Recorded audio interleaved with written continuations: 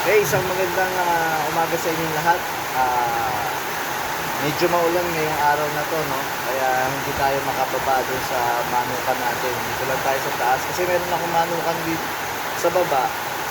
Meron din ako dito konting tulungan sa rooftop ng bahay ko. So mga kasabo, ngayon hawak ko po yung aking sinasabing sariling timpla na yellow-legged hatch. Ayan mga kasabo. It's a 5 months old baby stag.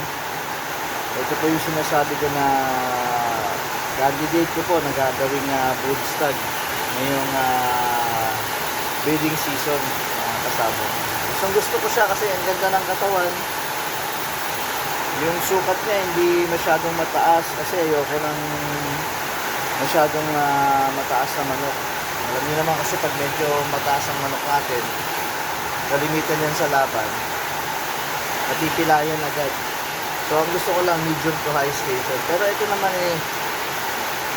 nasa high station din siya, kaya lang hindi siya ganun kataas. Yung sakto lang. Yung katawan niya, yung lapad, okay lang. Tapos yung mata niya, pula. Alam mo naman po na yung mga breeder, mga big time breeders, ang hinahanap, yung mga ganang characteristic ng manok. Yung pula ang mata, maganda ang katawan, high station, saka maganda yung pinanggalingan ng lahi, talagang manang-manok. So, eto, napili ko to kasi nga, siya lang yung lumabas na dilawang paa dun sa mga kapatid. Puro may mga blue legs, tapos mga babae, kalimitan lahat is blue legs. Ito lang yung dilawang paa. So ito yung napili ko mga kasabo. Ang aking gagawin brood stag. Ayan. Okay mga kasabo, ito naman po ang aking Freeport Gilmore hatch. Ayan mga kasabo, meron siyang 1/4 na high action. Siguro may mga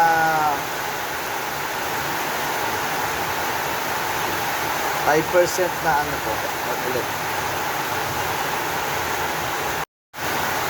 Ayan mga kasabong, ito naman yung ating Gilmore hatch.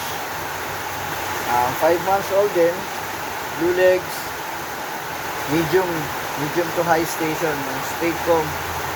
Maganda rin yung katawan niya. Ang composition naman nito, ang tatay nito is Gilmore hatch. Yung nanay nito is Gilmore din, pero 3-way cross na siya, no? Meron siyang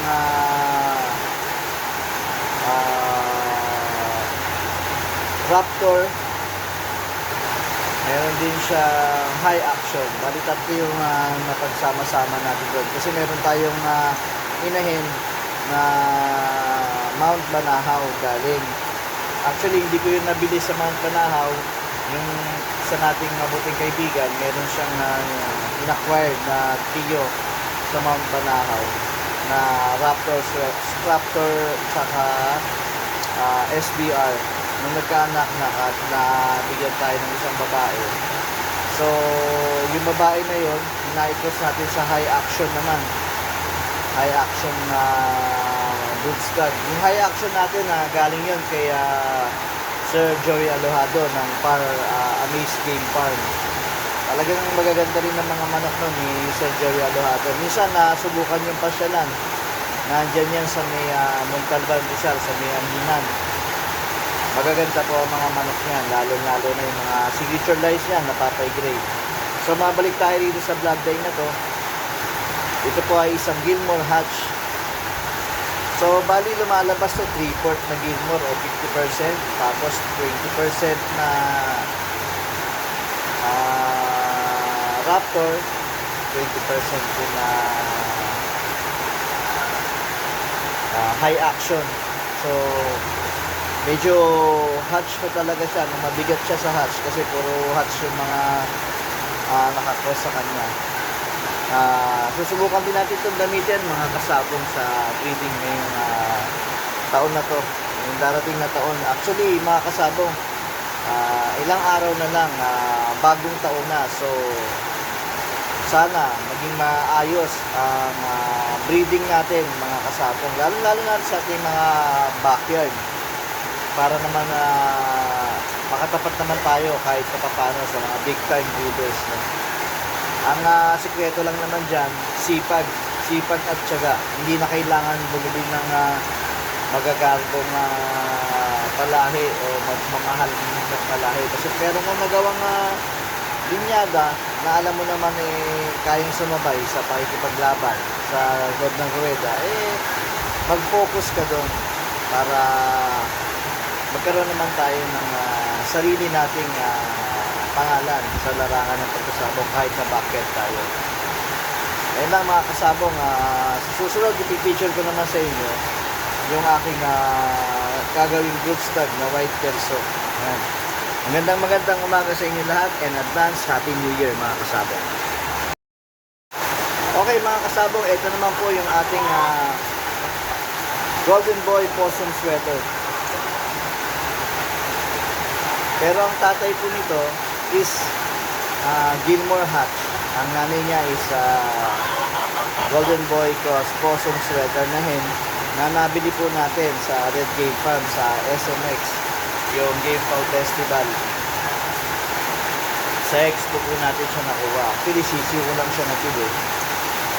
Napalaki natin ng maayos. Ito nga, nakapagpalabas na tayo. Actually, pangalawang palabas na natin to. Yung mga nauna na i-out na natin. Na ilaban na rin natin. Pero okay naman po. Yung pinalabasan. Sa ngayon, wala pa pong natatalo din sa anak niya. Kasi tatlo pa lang nalalaban natin. Yung iba, nabenta natin. So, ito yung gagawin kong candidate din. Gagawin broodstag. Bali, 5 months old na rin po ito. Kasi edad lang din po ng mga una kong ipinakita. Ito po medium station lang. Medium to high station. Maganda po yung mata niya, pulang-pula. Tsaka ang laki din ng katawan niya. So, ito yung mga pagpipilian natin, ang mga candidate natin na gagawin ng broodstag. Sana maging maayos yung ating breeding. Kaya naman sinabi ko, konting tiyaga lang, makukuha natin kung ano yung gusto natin. Mga kabakyard, mga kasabong. Ayan. Abangan niyo po ulit yung aking susunod na mga ipipicture, no? Doon nga sinabi ko, hindi naman puro tungkol ko sa manok. Meron din tayong ibang bagay na ipipicture. So guys, pagka may time kayo, paki-like na lang yung ating video.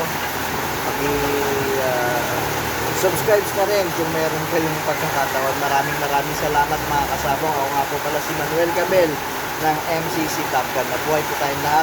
Happy New Year po.